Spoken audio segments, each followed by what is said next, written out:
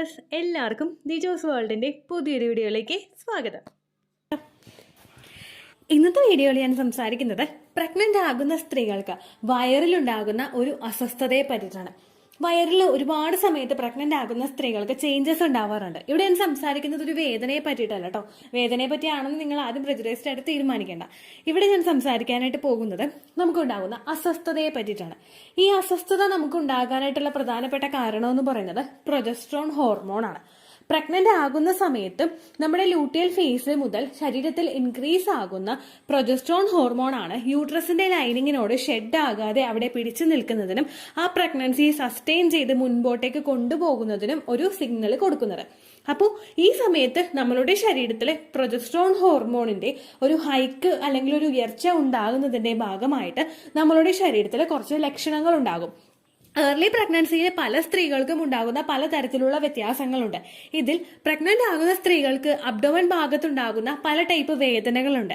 ഈ എല്ലാ വേദനകളും നമുക്കുണ്ടാകുന്നത് യൂട്രസ് ഒന്ന് എക്സ്പാൻഡ് ആകുന്നതിന്റെ ഭാഗമായിട്ടും അവിടുത്തെ മസിൽസ് ഒന്ന് സ്ട്രെച്ച് ആകുന്നതിന്റെ ഭാഗമായിട്ടുമാണ്. ഇതെല്ലാം നാച്ചുറലി സംഭവിക്കുന്ന ഒരു പ്രോസസ്സാണ്. കാരണം അവിടെ ഒരു കുഞ്ഞു വളരണമെങ്കിൽ അവിടെ ആ ഒരു കംഫർട്ട് സോണിൽ നിന്ന് യൂട്രസ് ഒന്ന് എക്സ്പാൻഡ് ആവണം. ഈ ഒരു പ്രോസസ്സ് അവിടെ ഉണ്ടാകുന്നത് കോമൺ ആയിട്ടുള്ള ഒരു കാര്യമാണ്. ചില സ്ത്രീകളിൽ ഇങ്ങനെയുള്ള വേദനകൾ ഉണ്ടാവുകയും ചില സ്ത്രീകളിൽ വേദനകളൊന്നും ഇല്ലാതിരിക്കുകയും ചെയ്യും. അപ്പോൾ ഇവിടെ ഞാൻ സംസാരിക്കുന്ന ടോപ്പിക് എന്ന് പറയുന്നത് നമുക്ക് വയറിലുണ്ടാകുന്ന ഒരു അസ്വസ്ഥതയാണ്. വയറിൽ നമുക്ക് അസ്വസ്ഥത ഉണ്ടാകുന്നത് നമ്മുടെ വയറ് നീര് വീണ പോലെയോ അല്ലെങ്കിൽ വയറിൽ ഭയങ്കര അധികം ഭാരം ഫീൽ ചെയ്യുന്നത് പോലെയോ വയറിൽ കല്ലപ്പ് ഉണ്ടാകുന്നത് പോലെയോ ഉള്ള ഒരു സിറ്റുവേഷൻ നമുക്ക് ഉണ്ടാവുക. പ്രധാനമായിട്ടും എന്തെങ്കിലും ഭക്ഷണം നമ്മൾ കഴിച്ചിട്ട് അത് ദഹിക്കാതിരിക്കുന്ന സമയത്ത്, ഫുഡ് പോയ്സൺ ഉണ്ടാകുന്ന സമയത്ത്, അതുപോലെ നമ്മൾ വയറൊന്ന് നീര് വീഴുന്ന സമയത്തൊക്കെ ആയിരിക്കും നമുക്ക് ഇത്തരത്തിലുള്ള ഈ ഒരു ബുദ്ധിമുട്ട് വയറിൽ ഉണ്ടാവുന്നത്, ഒരു അസ്വസ്ഥത വയറിൽ ഉണ്ടാവുന്നത്. ഇതേ സെയിം അസ്വസ്ഥത തന്നെയായിരിക്കും പ്രഗ്നന്റ് ആകുന്ന ഒരു സ്ത്രീക്ക് അവരുടെ ഏർലി സ്റ്റേജിൽ തന്നെ, വളരെ ഏർലി സ്റ്റേജിൽ തന്നെ ഈ ഫേസ് ചെയ്യേണ്ടതായിട്ട് വരുന്നത്.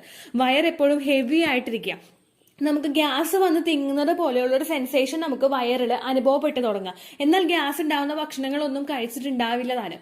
അതുപോലെ തന്നെ വയറിന്റെ ഓരോ ഭാഗത്തായിട്ട് ചെറുതായിട്ട് നമുക്ക് വേദന അനുഭവപ്പെടുക. ഇപ്പൊ വയറിൽ നീര് വീഴുക എന്ന് പറയുന്നത് ഏതൊരു സ്ത്രീയും അവരുടെ ലൈഫ് ടൈമിൽ ഒരിക്കലെങ്കിലും ഫീൽ ചെയ്തിട്ടുണ്ടാകും. വയറിൽ നീര് വീഴുമ്പോൾ നമുക്കിങ്ങനെ വയറിലൊരു കുത്തി പോലുള്ള ഒരു വേദന നമുക്ക് അനുഭവപ്പെടില്ലേ? സെയിം ഇതേ വേദന തന്നെയായിരിക്കും പ്രഗ്നന്റ് ആകുന്ന സമയത്ത് ഒരു സ്ത്രീക്ക് അനുഭവപ്പെടുന്നത്. ഇത് രണ്ട് എക്സാമ്പിൾ ആയിട്ട് ഞാൻ നിങ്ങൾക്ക് ഡീറ്റെയിൽഡ് ആയിട്ട് പറഞ്ഞുതരാം. ഫസ്റ്റത്തെ കേസ് എന്ന് പറയുന്നത് എന്റെ ഫസ്റ്റ് പ്രഗ്നൻസിയാണ്. ഫസ്റ്റ് പ്രഗ്നൻസിയുടെ സമയത്ത് ഞാൻ കുറച്ച് ദൂരം ട്രാവൽ ചെയ്തിട്ടായിരുന്നു എന്റെ ജോലി സ്ഥലത്ത് എത്തിയിട്ടുണ്ടായിരുന്നത്. അപ്പോൾ ഞാൻ കല്യാണത്തിന് മുമ്പ് 2 വീലർ ഓടിച്ച് പോയിക്കൊണ്ടിരുന്നേച്ചൊന്നും ഒരുപാട് ദൂരത്തേക്ക് എനിക്ക് പോകേണ്ടതായിട്ട് വന്നിട്ടില്ല. എന്റെ ജോലി സ്ഥലമൊക്കെ വീടുമായിട്ട് ഭയങ്കര അടുത്തായിരുന്നു. പിന്നെ പുറത്തേക്കാണെങ്കിലും വീട്ടുകാരുടെ ഒപ്പം പോകുന്നതുകൊണ്ട് 2 വീലർ അധികം എടുക്കേണ്ടതായിട്ട് വന്നിട്ടില്ല.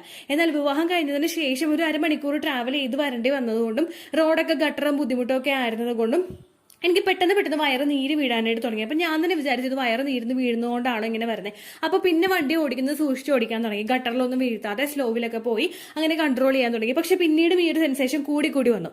അങ്ങനെ വന്നപ്പോഴേക്കും പ്രഗ്നൻസി ടെസ്റ്റ് ചെയ്ത് പോസിറ്റീവ് കിട്ടി. ഈ ഒരു കാര്യം കൊണ്ടല്ല കേട്ടോ പ്രഗ്നൻസി ടെസ്റ്റ് ചെയ്തത്. കാരണം അന്ന് പ്രഗ്നൻസി എന്താണെന്നുള്ള A മുതൽ Z വരെ ഒരു ഐഡിയ എനിക്കില്ലായിരുന്നു.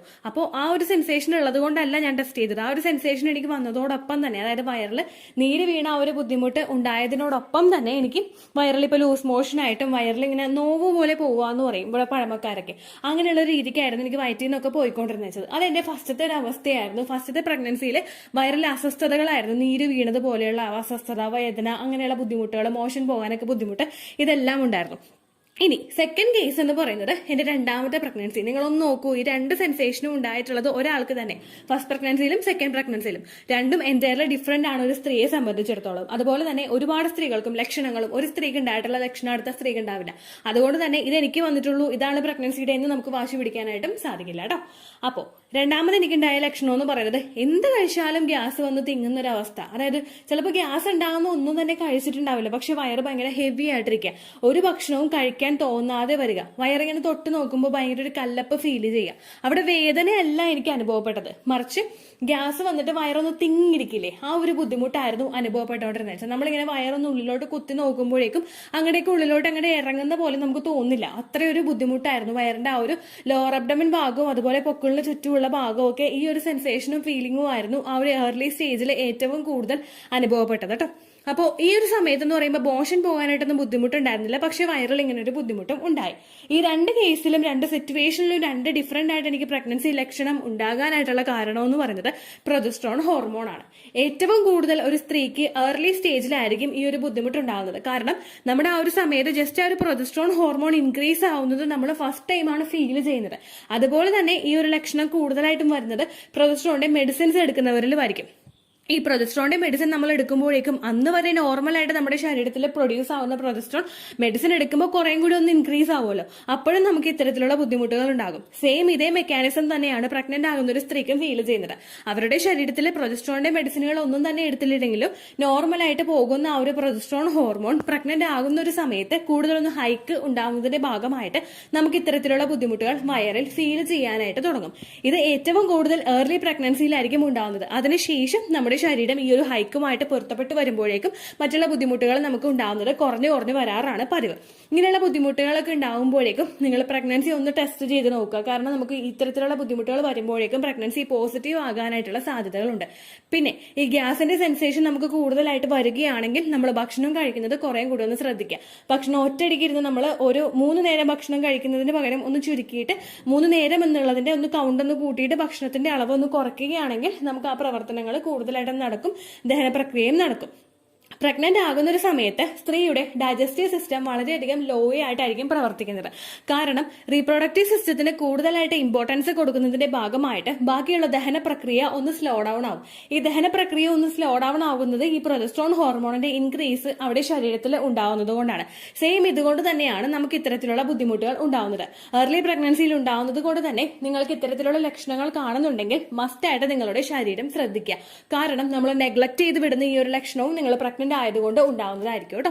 അപ്പോൾ ഇത്രയേ ഉള്ളൂ വീഡിയോ. യൂസ്ഫുൾ ആയി കാണുമെന്ന് വിശ്വസിക്കുന്നു. യൂസ്ഫുൾ ആകുന്നുണ്ടെങ്കിൽ നിങ്ങൾ ലൈക്ക് ചെയ്യുക. അതുപോലെ തന്നെ ഇത് വേണ്ടുന്ന മറ്റുള്ള നിങ്ങളുടെ ഫ്രണ്ട്സിനും റിലേറ്റീവ്സിനും ഒക്കെ ഷെയർ ചെയ്ത് കൊടുക്കാം കേട്ടോ. അപ്പോൾ അടുത്തൊരു യൂസ്ഫുൾ വീഡിയോയുമായിട്ട് നമുക്കിപ്പോൾ വീണ്ടും കാണാം. ബൈ.